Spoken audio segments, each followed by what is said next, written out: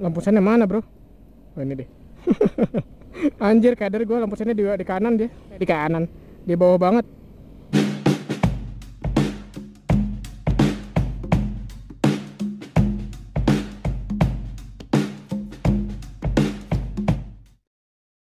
Oke, selamat datang di channel Dani Motorsi. Hari ini gua mencoba motor yang tidak biasa, yaitu ini motor listrik Honda Cube E. Ini gua lagi nyoba di mode ekonomik dulu.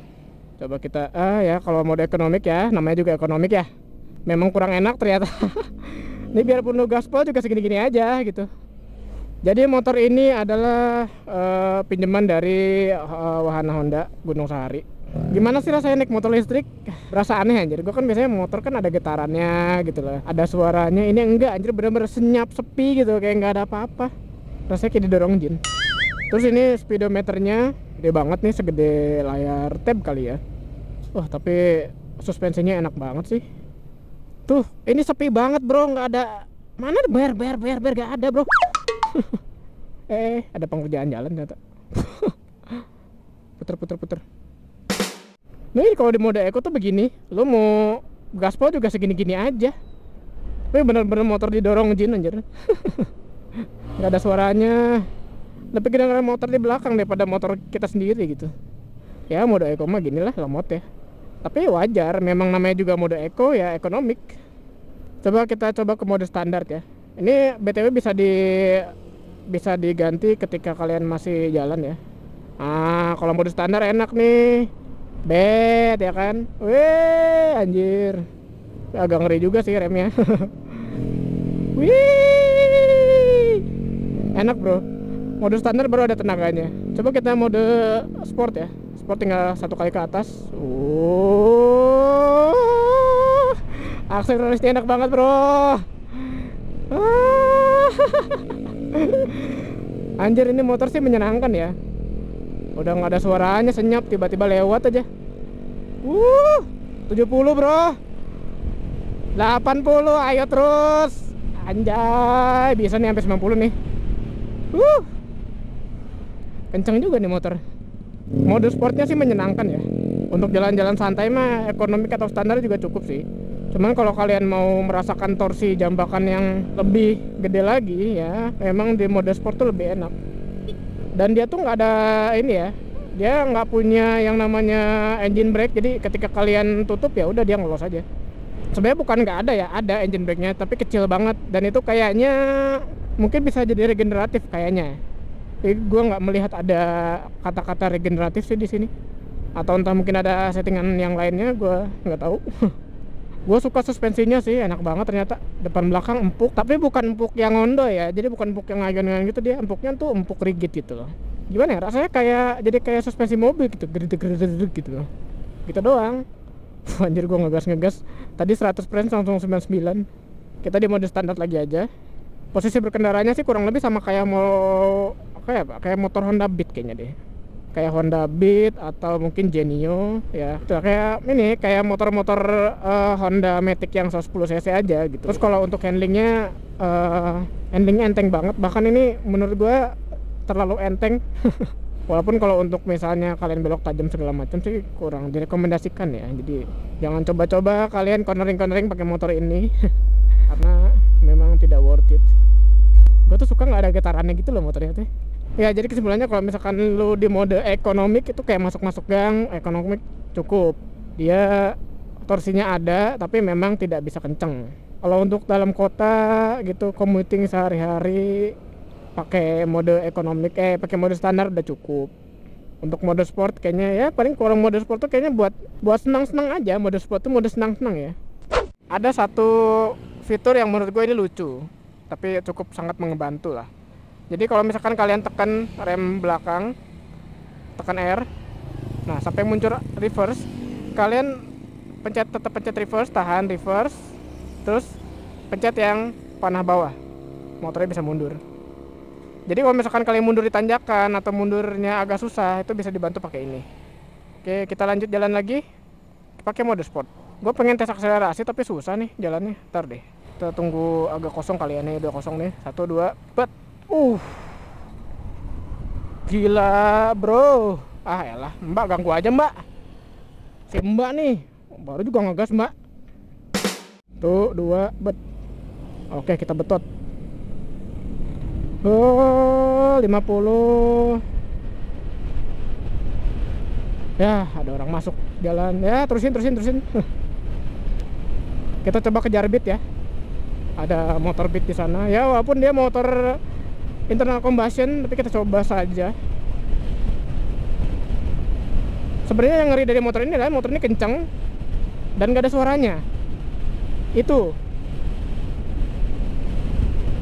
Ini bisa sih, top speednya 90, 91, 92. Oh, tadi bisa 92. Cuman gua nggak tahu kalau diterusin ya. Oke, itu kalau mode sport. Segitu akselerasinya. 0 ke 60-nya enak. Tapi kalau mode yang standar gimana? Kita coba. Kita ganti ke mode standar dulu. Oke. Dia torsi awalnya gede, tapi tidak sengacir sport gitu. Tapi lumayan, kencang juga. Ini gue gaspol ya sampai mentok nih. Good, very good. Kalau ekonomik ya kayak tadi lah yang pertama gue coba, tidak direkomendasikan, jadi tidak bisa untuk senang-senang. Benar-benar lemot banget. Tapi itu wajar, namanya juga ekonomik ya, buat pelan-pelan, buat kalian masuk-masuk gang kecil itu kan mungkin biar nggak kegas. Bahaya kan kalau kegas langsung. Tapi di mode standar pun bukan berarti nggak bisa pelan ya. Mode standar atau mode sport tuh bukan berarti nggak bisa pelan, tetap bisa pelan. Tapi kalau di mode standar atau sport tuh kalian bisa bejok dan dia tenaganya instan banget, sangat-sangat instan, tidak ada lag, nggak ada getaran. Kita coba 1 kali putaran lagi kali ya. Soalnya ini motor menyenangkan ternyata. Ini adalah motor paling sopan, tapi juga kencang. Ini kalian mau geber-geber segimanapun tidak akan ada orang yang tersinggung. Ini kita coba lagi di mode sport ya. Bejak lagi, boom. Oh, gua nggak tahu nih torsinya berapa, tapi berasa banget coy. Woohoo. Rem depannya pakem, rem belakangnya seperti motor Honda Matic pada umumnya. Enak banget pokoknya. Ini gua di mode sport. Sport tuh mode senang-senang pokoknya. Kayaknya kalau untuk nanjak juga enaknya mode sport ini. Untuk nanjak mode sport, anjir, effortless coy. Udah effortless, nggak ada suaranya pula. No effort, no sound, no problem baby. Ini motor nggak usah ganti oli ya, ganti oli mesin ya. Tapi kalau oli gardan tetap harus ganti karena dia pakai sistem penggeraknya gardan. Tapi kan ganti oli gardan itu kan nggak sesering oli mesin kan. Suaranya tuh wing, suaranya masa depan banget gitu pokoknya. Jadi untuk siapa motor Honda QV ini? Untuk kalian-kalian yang punya duit lebih tentunya. Karena harganya lumayan, OTR-nya segini harganya. Untuk kalian-kalian yang commuting tiap hari tapi tidak terlalu jauh, karena ini range-nya masih di bawah 100 km. Terus mungkin untuk orang-orang yang ingin kemudahan, tidak harus ganti oli, tidak harus mikirin part internal mesin, motor ini juga cocok sekali. Karena kalian cuma butuh ganti oli gardan yang mungkin bisa 3 bulan sekali kali, kalaupun kalian makainya tiap hari ya. Terus untuk bawa galon, kayaknya sih bisa nih bawa galon kanan kiri, cuman harus dikempit aja gitu pakai kaki ya. Dibilang lega sih enggak, tapi dibilang speed juga enggak. Ya kurang lebih sama kayak motor Beat lah nih, segini lah deknya, dek bawahnya tuh. BTW kaki gua ukurannya 41, jadi 40 lah. Ya segini lah ya. Ini masih bisa mundur maju. Dan itu kalian kalau misalkan tinggalnya di gang-gang yang lumayan padat gitu ya, atau bahkan masuk komplek deh, komplek yang sepi senyap gitu kan, kalau pakai knalpot sih nggak enak ya. Minimal kalian kayaknya kalau misalkan lewat situ motornya harus selalu dimatiin lah gitu. Atau kalau kalian masuk ke gang yang ada rumah ibadah atau ada yang lagi ujian kan nggak boleh berisik ya. Terus untuk ibu-ibu yang suka ke pasar, yang mau belanja, bisa juga, karena ini bawa barangnya di depan cukup bisa lumayan banyak, ada pengaitnya juga. Sudah keyless of course. Untuk filtering dan macet-macetan juga no effort. Kalian tidak usah mikirin panasnya mesin, karena dia kalau motor bensin kan ada panas mesin ya kalau lama-lama diem ya, apalagi di kemacetan. Bahan bakar juga tetap kebakar ketika macet karena mesinnya nyala, kecuali kalau motornya sudah idling stop system. Tapi kalau misalkan motor yang masih normal idling kayak motor Honda Sonic gua gitu, itu kan selama macet membakar bahan bakar juga tetap. Kalau ini enggak, macet ya udah motornya diem, tidak membakar apapun gitu. Tapi motor ini tetap punya aki ya di bawah. Nih di bawahnya tetap ada aki ya, karena aki itu fungsinya untuk apa? Untuk nyalain lampu dan nyalain speedo itu dari aki. Jadi baterai yang ada di bawah jok ini itu khusus hanya untuk menggerakkan dinamo atau ban itu. Jadi nggak keganggu lah sama kelistrikan yang lain. Kalau sekarang tuh udah enak lah, motor-motor sih udah pada enak. Oke, segitu aja video test ride-nya dari gua. Terima kasih yang sudah nonton. Jadi kesimpulan, motor ini enak, tidak ada suara, dan torsinya instan. Untuk baterainya menurut gua gantung penggunaan ya. Kalau kalian tangan yang nggak sekolah kayak gua tadi ya memang boros. Tapi kalau misalkan kalian pakainya di mode standar atau mode eco, itu aman-aman aja, irit-irit aja. Gua dari Moto RC undur diri, sampai ketemu di video-video berikutnya kalau gua bikin. Hai.